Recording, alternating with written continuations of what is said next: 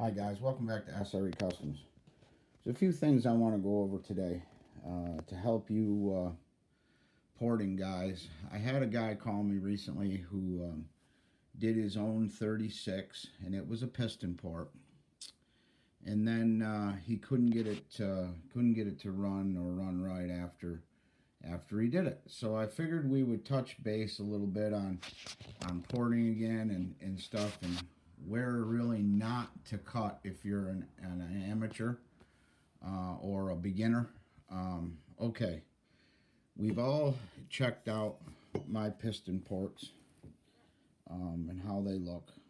Okay, so the areas that you absolutely do not want to port on. Most important on a piston port, the bottom of the intake. So when the cylinder is standing up properly by the pulse hole, by the cylinder, don't cut there. If you do, okay, if you do, you can make a performance gain. That's where it's at. But if you cut too much, they're wicked hard to start, or they just won't start because you can't turn them fast enough. What happens is you get a lot of spit back, fuel and air coming the wrong direction in the carburetor when the piston is coming down. Okay? So let's say you wanted to cut there and you're looking for more performance. If I was you guys, I would not cut any more than the thickness of a business card. So that's a good rule of thumb to go by. Never raise the intake port ever. Never. It's never good, because what happens is you get free port. When the piston comes all the way up, you can end up with some free port, and that means that you can see underneath the piston when it's top dead center on the exhaust. So on the exhaust, don't cut down. On the intake, don't cut the top. And if you want performance, yes, you can cut the bottom and increase the intake timing, but not very much. Little teeny. Remember, these engines are very small, so little bits makes big difference.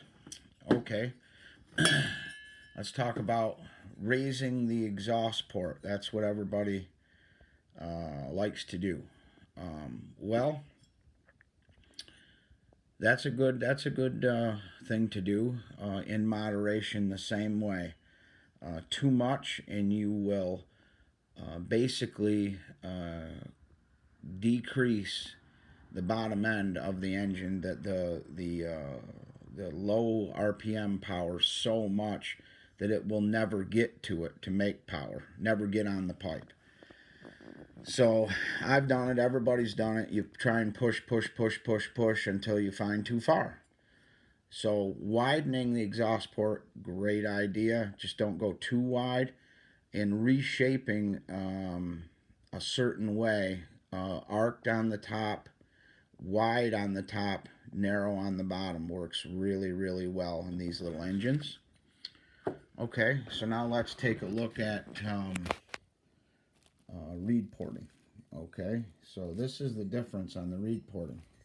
See how the bottom of that intake is taken way down, and there's actually another transfer port or boost port cut into the cylinder.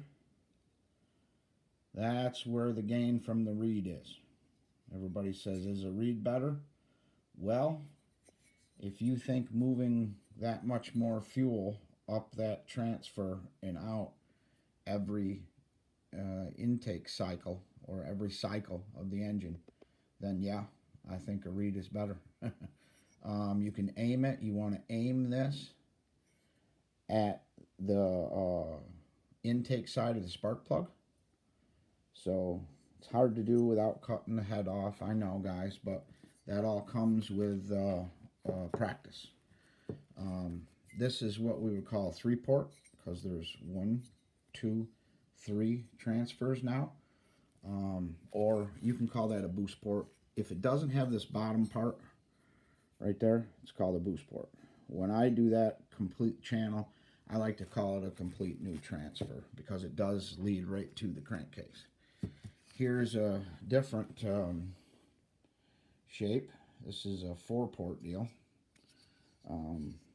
That's 2 boost ports, no channel to the base, slightly V'd, and a very wide exhaust. You can see there. See?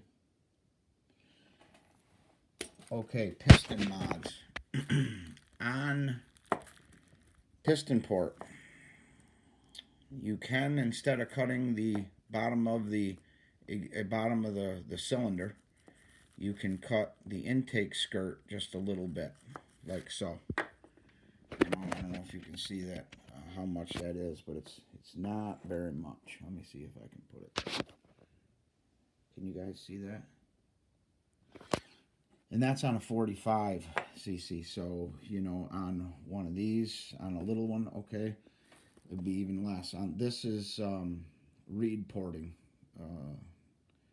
You know, the window to charge the boost port, an arch here for the intake to keep the intake open longer. Basically, this piston, the way it's cut, the intake's open whenever the reed is open, which that's how I do my engines. So remember, guys, lowering the intake does make more power on a piston port, but it has to be done wicked mild. Just a little teeny bit, or just a little teeny bit off of the intake of the skirt of the piston. And don't take it all the way across. You want the full length of the piston so it doesn't rock and cause a loss of ring seal. Next thing is on the if you're using a reed and you're using a cylinder reed, they're cheap and they make a lot of power if you do them right. This is kind of the shapes that you're looking for when you do it. These are the hook ports. This is to add more surface area to your transfer. Now remember, if you make that, you need to feed it. So there has to be a little more volume here to feed that added cross-sectional area of the port. But everything is in moderation. A little at first. Then you can, how easy is it to pop the jug back off and do a little more, clean it, put it together. So remember, little bits. Okay, guys. Just a quick basic porting video for you. I hope it helps you guys trying to do this stuff at home. This is SRE. I'm out.